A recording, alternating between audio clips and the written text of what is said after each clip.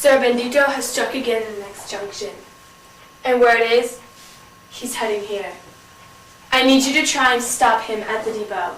He must be stopped at all costs. He must not be allowed to come to this junction. Do I make myself clear?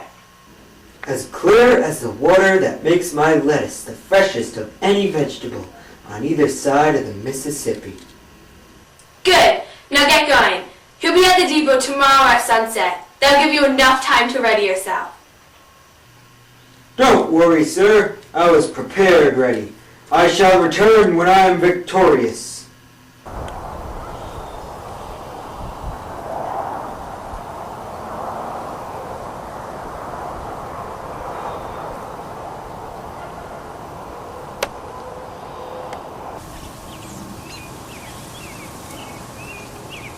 Well, Fenway, we're off on another mission to protect the people of Conjunction Junction.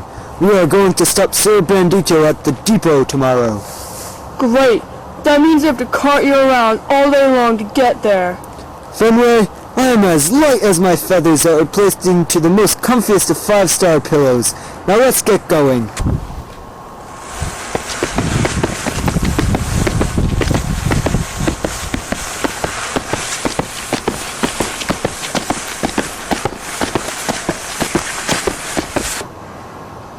If we go around, we'll never make it to the depot in time.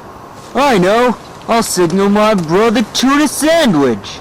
Hold on a minute. Chicken and fish aren't related at all. Of course we are! Tuna is the chicken of the sea. I'm the chicken of the land. Hi, Tuna.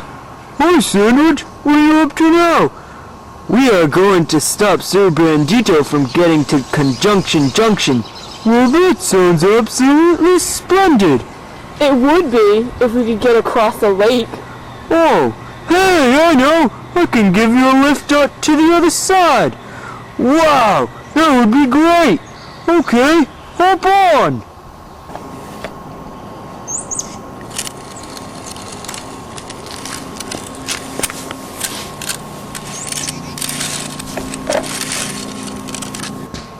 Hey, thanks, Tuna. You were a great help.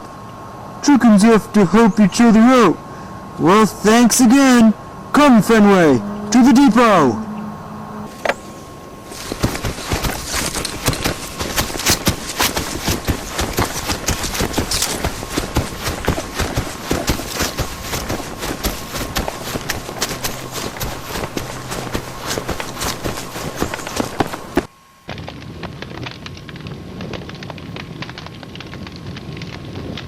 Hey, Sandwich. I've heard rumors how you served the Union during the Civil War. How you were part of a group of chickens that carried messages from one camp to another. That is, before your transformation. I was wondering, if it's not too personal, how did it happen? I mean, sandwiches aren't supposed to be alive. Why are you an exception? It was the last summer of the war. We were flying over the plains on our usual route to the camps, heading towards Palmito.